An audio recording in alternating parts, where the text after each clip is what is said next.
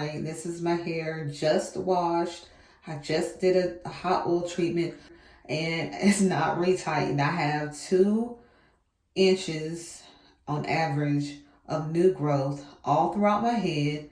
My head is not, like I said, retightened, okay? I have not interlocked my hair since, I thought it was October. I think I said October in the last video, but I think it was actually right before Thanksgiving. That's the last time I interlocked my head. That's pushing 3 months since my last interlock. And just to kind of give you reference, my butt is right here, and this is where my hair is. I am not doing this. This is literally the length of my hair. So I just wanted to show you guys what I'm working with, okay?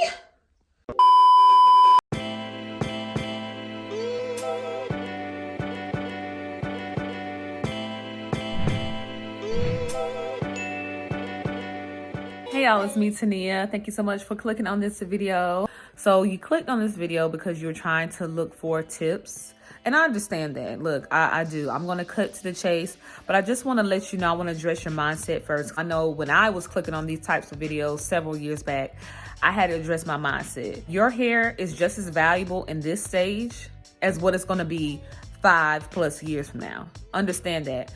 Don't wait for your hair to grow out for you to look on your hair and be proud of your hair at the end of the day. Not be prideful of it, but to look on your hair and be pleased with your hair.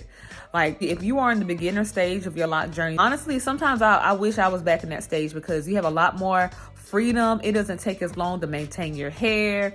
It's a lot more quote unquote funkier of a stage. You can do a lot more experimenting.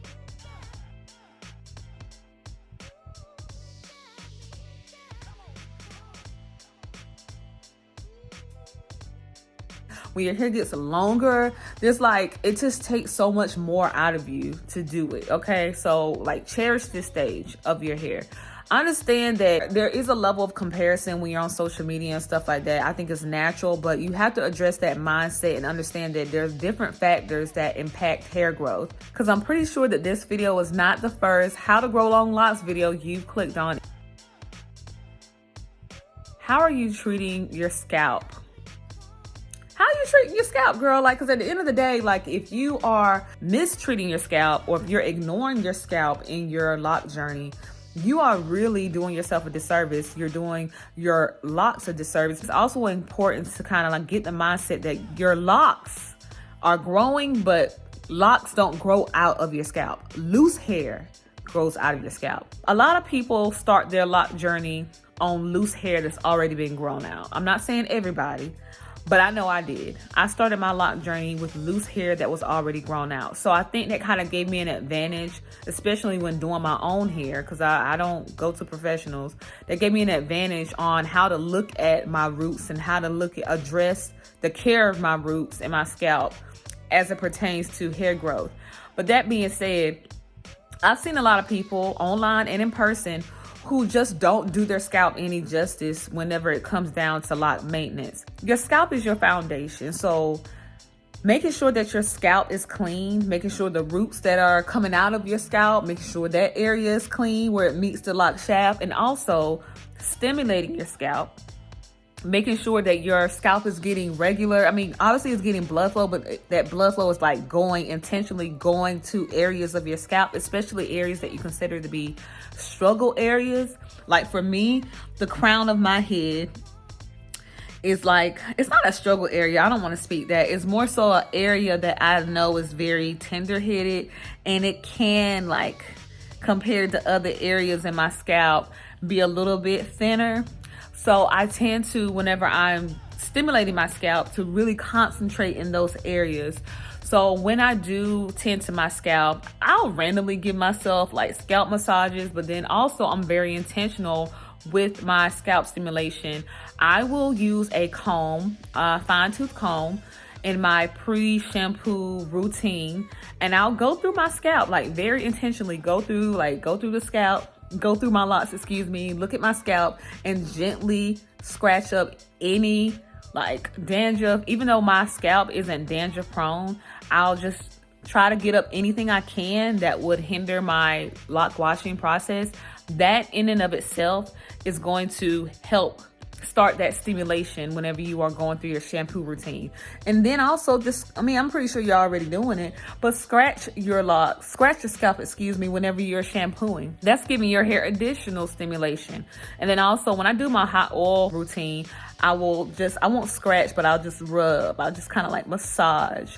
So my scalp, just in the shampooing part of my monthly lock maintenance, is getting 3 forms of stimulation. It's getting the comb, it's getting the shampoo scratching, and it's also getting the hot oil like rubbing and massage.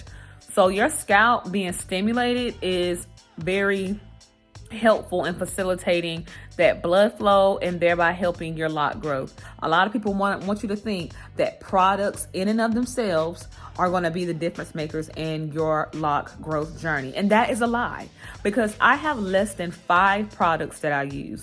I actually pay more attention to the function of the product than I do the actual brand of the product, because I know if I were to show you guys my lock products, some of y'all might turn up y'all nose to my lock products, because at the end of the day, I'm not spending $25 on a bottle of shampoo. I'm just not. Unless you have specific needs and requirements for your hair, or it just works for you, like that's what you do. But as far as me, my hair doesn't need me to do that. My hair thrives by how I mechanically engage it, how I mechanically handle it, rather than the products. As long as I have a clarifying shampoo, moisturizing shampoo, my oil of choice, which is Evu usually. Sometimes I do avocado oil. I choose to use Dew Grow, even though I don't think Dew Grow is this magic oil. I use Dew Grow. I've been using it for forever.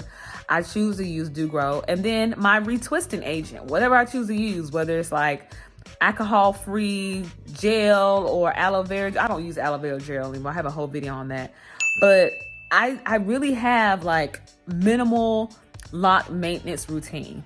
So it's less about the products and more about what you do.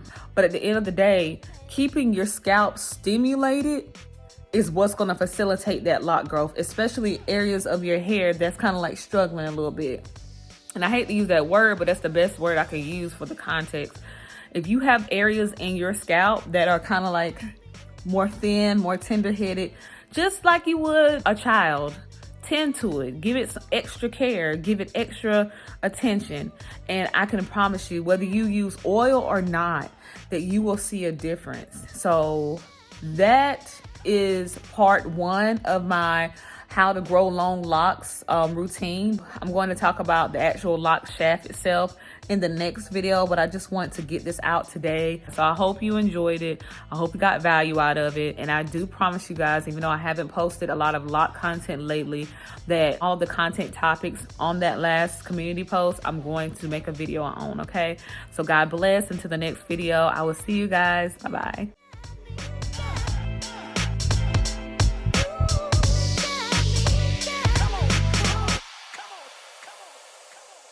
Come on.